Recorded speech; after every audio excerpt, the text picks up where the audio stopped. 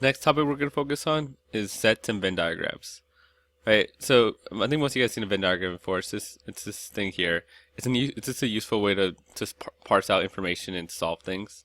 But let's go over some like common terms so we all know what we're talking about. So in a Venn diagram, we have this thing called a universe or universal set right here, as you can see. So that's just everything that's in this particular Venn diagram. So only numbers you're going to see in this particular Venn diagram are 1, 2, 3, 4, 5. And that's the way it works, right? So here's a little subgroup called that A. A only has two elements, so we write like this, 1 and 2. Right, so a couple of things. A has two elements, 1, 2. If you ever see this, like right here, NA, that just means a number. So like writing this doesn't mean write the two elements, it means how many things are there. So there's 2. Right, the number in the universe is 6. So that's all that means. If you see the end there, it just means number instead of like which particular things. Or if I say A, it's like, oh, it's 1 and 2. And this you can see a lot in IB, or just in general. You'll see something inside something like that. That just means that that thing is an element of A. So like I could have right here to say X is the value of A. This means X is in here. It's like 1 or 2. IB actually uses it a lot in different types of problems. You'll see something like this. X is an element, like when you're solving, of Z. That's just like a shortcut. Z is an integer. So just trying to tell you, hey, the answer you're going to get is going to be an integer. It's going to be a nice number. Sometimes you see X as an element of N. An even nicer number, because that's the natural numbers. So it has to be like 1, 2, 3, 4, 5. And I think you also sometimes you'll see X as an element of R, which is a real number. It's like a fancy R. It can be any number you want. So if you see an IB, they're just trying to tell you, hey, your answer is going to be like an integer here. So it's going to be a positive or negative number that with no decimals. If you see this, it's just saying, hey, your answer is going to be a nice solid 1, 2, 3. If you see X as an element of R, the real numbers, then it could be anything. It could be a decimal, it could not be a decimal, it could be anything. Fraction, not fraction. So that's just, when you see that, don't get freaked out. That's all it's saying. It's like a little hint. You can just ignore it for the most part if you want to. But back to more Venn diagram stuff. So let's look at a little notation. As we talked about earlier, right? Universal set is just the U. The element A is something within it. So like this is element A. Right? So A is an element. is the subset of the universal set. Now here, you see how there's A and there's anything that's not an A? A prime. I said before, right? That's A prime. It's the complement of A. Right? If you add A and A prime, or the probability of each one, I should say, you're going to get 1. Or if you have the number of elements in A plus the number of elements in A prime, right? Not the problem, not the odds, but the elements, you would get the universe, right? If you add everything in here plus everything in here, you get the whole set. As you can see right here, right? If this is my universe and A is only 2, 4, 6, A prime is everything else. So it's 1, 3, 5, 7. All right, everything that's not an A. A is this. A prime will be the rest. So that's just kind of the way that works. A and A prime. If you scroll down, you see some more stuff, right? Stuff we've seen before. Intersection, right? Intersection is the and part of these things. You have to be in both A and B. So if you look at two sets like this, where they interlock, where the elements are in both A and B, this little middle part right there, known as A intersection B. Right? It has to be in both A, it has to be in both B. Intersection. Union, it's a little more complicated, right? Union means it can be an A, or it can be in B, or it can be in both. Sometimes we call that a mathematical or. It can be A, or in B, or in both A and B. In English, you don't have that, right? English is either A or B. In math, we're a little more liberal. You could be in A, you could be in B, or you could be in both. That's the union. And I should have left it without coloring it in because it looks uglier now. But yeah, you commit, you gotta go. Okay, I think I'll stop. So that's the union though. A union B, it has to be in A, in B, or in both. So the inside mesh right there. And then finally, disjointed jets. Disjointed sets. They have nothing in common, right? So like if A was a set 1, 2, and B with a set 3, 4, they have nothing in common. So like this disjointed, also known as mutually exclusive. So when they say that, that's actually a keyword in IB or in general. It means that they have nothing in common. So you have to know that A intersection B equals 0. Very important. Mutually exclusive, that's all that means. They have nothing in common. So super important. When you see that, do that. So just keep that in mind. Right? Mutually exclusive means they have nothing in common. Intersection is 0. So let's actually do an example. Separate Venn diagrams containing two events A and B that intersect. Shade the So basically, just want to shade this thing. So let's draw and let's shade. I can talk. I'm good. So that's my square. Better than my lines sometimes. Here is A. That's a terrible circle, but whatever. And then here is B. So here's the important part. They want me to draw something that's in A but not in B. So I have to be in A, right? But I don't want to be any part of B. So A but not in B is strictly this part right here. Right? Because you're in A but you have no part of B. So in A but not in B. That's actually a very famous one. They do them a lot. So they'll say B not in A, which is this part right there. Or they'll say A not in B. It's actually one I've seen they ask a lot. Let's look at this one. Neither A or B, nor B. So you're not in either of them. Here's my universe. Here's A. Here's B. Now remember, this one says it doesn't want to be in any of them. It wants no part of A or B. So here's A, here's B, so you're out on the outside. Right, you're not in A and you're not in B. So stuff like that. So we'll do a little bit more of that in the future, but that's a general idea of how you draw Venn diagrams. Not in A, nor in B, so you're on the outside. Let's get this one down real quick so we understand the basic concept of how to do set notation and draw a diagram. Let A be a set of all factors of 6. So let's look at that real quick. All the factors of 6, right? So I need to divide 6. So 1, 2, 3, and 6. Let B be a set of all positive integers less than even integers less than 11, right? So B, all even numbers less than 11. Positive and even numbers. So 2, 4, 6, 8, 10.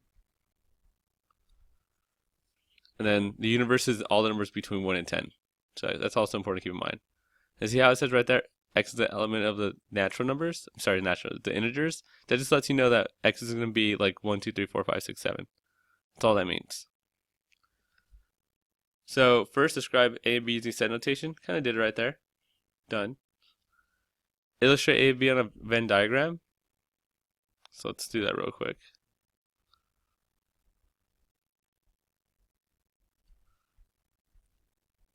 A, B. Now first I like to figure out the ones they have in common. So it looks like they have a 2 in common and a 6 in common. So that's going to go in the middle. So 2 and 6, they both share 2 and 6. Right? And then A has 1 and 3 that B doesn't have. So 1, 3 goes here. B has 4, 8, and 10 that A doesn't have. And now remember, our universe is all the numbers between 1 and 10. So universe is like 1, 2. And any of these numbers we haven't used yet goes on the outside of them, right? So we use 1, we use 2, we use 3, we did 4. We haven't used 5. 5's not taken. We use 6, we haven't used 7. We used 8. We have used 9 and 10. We have used 10, sorry. So, on the outside here, it's going to be 5, 7, and 9. Now let's really quickly look at this right here. So remember, NA, this means how many elements in A. So if you look at A right here, there's 4, right? Or if you look at right here, 1, 2, 3, 4. there's 4 elements in A. That's all that means. How many of them are there? A union B means, right, what's in A, or in B, or in both. So it's like 1, 2, 3, 4, 6, 8, 10. Let me put a little set notation. Curly brackets are hard to draw apparently, so you get that. And then intersection, it's what they have in common, right? It's just the middle here. So there's only 2 things, 2 and 6. And that's a basic overview of what a Venn diagram looks like, right? So you have these points, you have these values in A, you have these values in B. What they have in common goes right here in the middle, the intersection. If they have anything, what they have not in common, you put it solely in the A not B part. Now remember, all of A is this, but this is A not B. Anything that's in B but not A goes in this part. And any of the things that they don't have that the universe does have goes on the outside. And then from there you just solve basic things, right? Number of terms, it says how many are there. Union means anything in the circles basically, and intersection means anything in the middle circle they share. Okay, let's move on. If A and B are 2 non-disjoint sets, shade the region of the Venn diagram representing. So a little more shading, let's do a little more practice of this. So if I want to do this, draw myself a little square. Here's A. Here's B. I'm not gonna jinx myself. This says it actually looks kind of decent from my take. Now look what it wants. A union not B. So that's a lot more. That's a lot tough. They want A. So let me just like kind of circle what A is. And they want to union that with not B. Right? So here's B. I want not B. So I'm just gonna kind of do like vertical lines. Right? So this is all gonna be not B, right? Anything that's not in B is not B. And then A was, let me draw a horizontal line for A. What was that? Now, very important. They said the union, right? Now if they say intersection, I just want what they both have, which would be like this A part right here. But they want the union, which means it can be an A, it can be in B, or it can be in both. So the answer is going to be basically everything except for this part right there, right? Everything except for the part that's only B. All of this, anything that color touches, is the answer. Right? Like that. Again, more complicated. I'll do another one. Say this one here.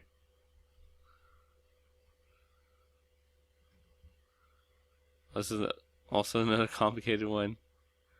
And I really don't have shading, so it's hard for me to be subtle with these colors. But here's the idea. Here's not A. So here's A. So not A is everything else.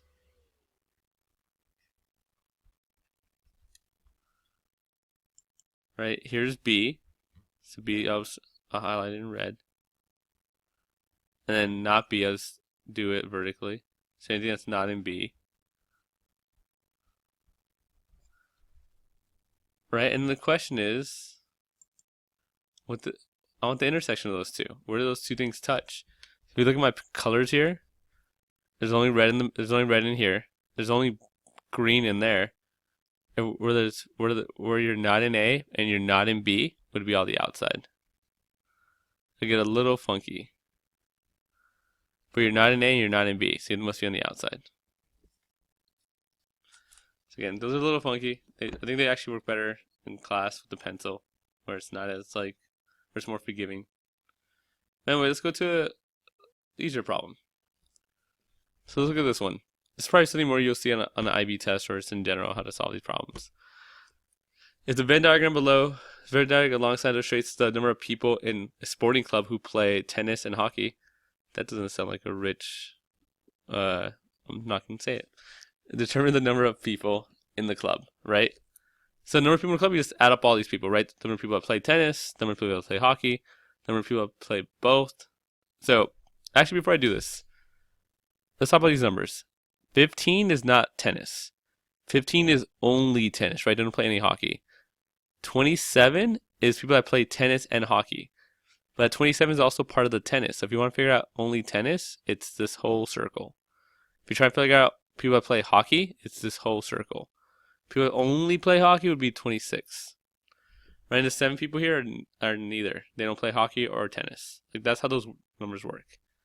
Now I'm trying to figure out the number of people in a club. In this particular club, it would be 15 plus 27 plus 26 plus 7. Right? You just add up all the numbers you see there.